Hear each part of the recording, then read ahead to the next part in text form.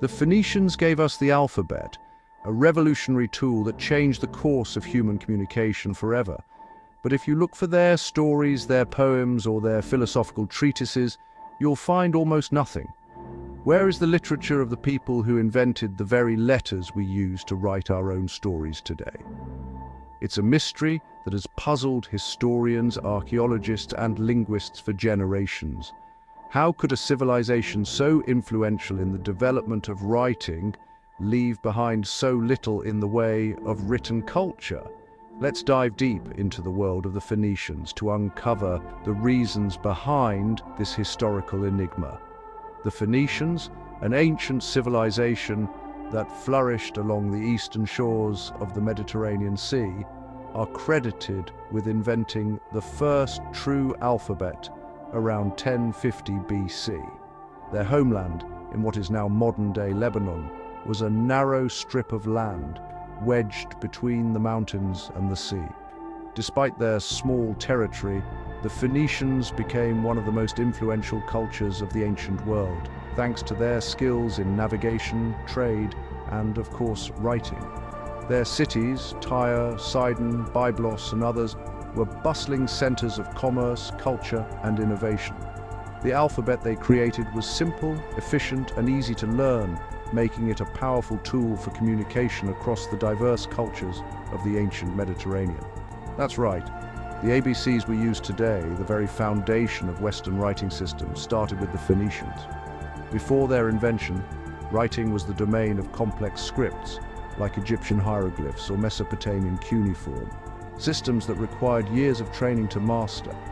The Phoenician alphabet, by contrast, used just 22 simple symbols to represent sounds, making literacy accessible to a much wider segment of the population. This innovation didn't just make record-keeping easier, it democratized writing itself, paving the way for the spread of ideas, laws, and stories across continents and centuries.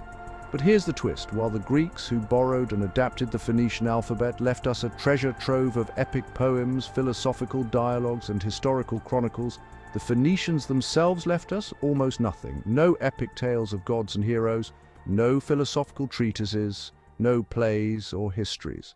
Why is it that the inventors of the alphabet seem to have left so little in the way of literature? This question has fascinated scholars for centuries, and the answer lies in the unique character and priorities of Phoenician society. The Phoenicians were, above all, master traders and seafarers. Their ships crisscrossed the Mediterranean, carrying goods from Egypt to Spain, from Greece to North Africa. They established colonies as far west as Carthage in modern-day Tunisia, and traded everything from purple dye and glass to cedar wood and silver. Their lives revolved around commerce, navigation, and the practicalities of daily business. Unlike the Greeks, who celebrated poets and philosophers, the Phoenicians valued merchants, sailors, and craftsmen. Their society was built on trade, not on the pursuit of literary or philosophical greatness. The bustling markets of Tyre and Sidon were filled with the sounds of bargaining, the clatter of coins, and the shouts of merchants advertising their wares. The Phoenicians were experts at finding new markets, negotiating deals, and transporting goods across vast distances. Their wealth came not from conquering armies or grand monuments, but from the steady flow of trade that connected the ancient world. In such an environment, writing was a tool for business, not for art. The writing that the Phoenicians did produce was almost entirely practical in nature. They used their alphabet for accounting, contracts, inventories, and correspondence. Surviving inscriptions are mostly short and to the point. Lists of goods, records of transactions, dedications to the gods, or the names of kings and officials. There are no surviving Phoenician equivalents of the Iliad or the Odyssey, no philosophical dialogues like those of Plato, no histories like those of Herodotus.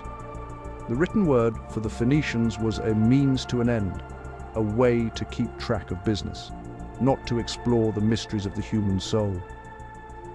Imagine a bustling port city with ships from all over the Mediterranean crowding the harbor. Merchants from Egypt, Greece, and beyond haggle over prices, exchange news, and strike deals.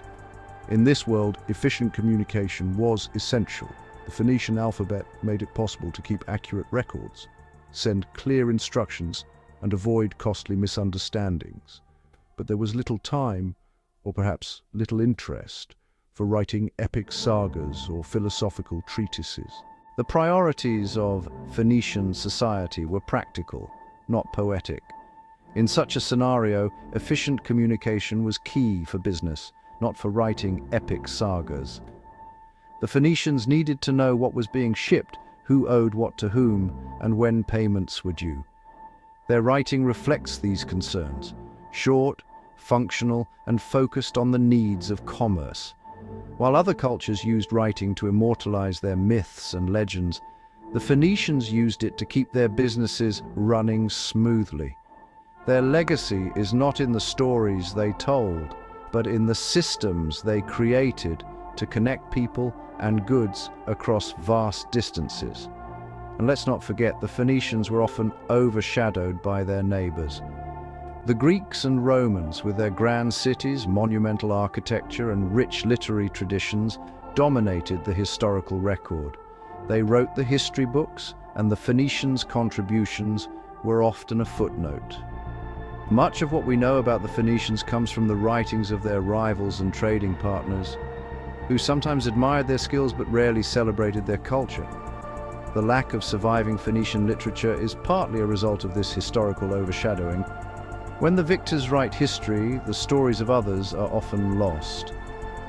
The Greeks and Romans wrote extensively about the world around them, including the Phoenicians, but their accounts were often colored by their own perspectives and priorities. They praised the Phoenicians as skilled sailors and cunning traders, but rarely delved into the details of their daily lives or cultural achievements. As a result, the Phoenicians' own voices have been largely lost to history. The few inscriptions and fragments that survive offer tantalizing glimpses into their world, but leave many questions unanswered. What stories did they tell around their hearths? What songs did they sing as they sailed the open sea? What wisdom did they pass down from generation to generation? These are mysteries that may never be fully solved. Another reason for the lack of Phoenician literature is the fragility of the materials they used. Unlike the Greeks and Romans, who often carved their words into stone or wrote on durable parchment, the Phoenicians frequently used papyrus, a writing material made from reeds that was cheap and easy to produce, but also highly perishable. Over the centuries, most papyrus documents have decayed, leaving only a handful of inscriptions on stone or metal. The humid climate of the Mediterranean, combined with the passage of time, has erased much of what the Phoenicians once wrote. It's possible that they did create stories, poems, or even histories, but the evidence has simply not survived. The loss of Phoenician literature is part of a broader pattern in the ancient world. Fires, wars, and the slow decay of time have destroyed countless works from many cultures. The famous Library of Alexandria, for example, was said to contain works from across the ancient world, including Phoenician texts. But when the library burned, much of that knowledge was lost forever. The survival of ancient literature is often a matter of luck: what was copied, what was preserved, and what was valued by later generations. In the case of the Phoenicians, the odds were not in their favor. So, while we don't have Phoenician epics to read, their alphabetic legacy lives on in every book, text, and email we write today. The letters you see on your screen, the words you read in your favorite novel, the messages you send to friends and family, all of these are direct descendants of the Phoenician script.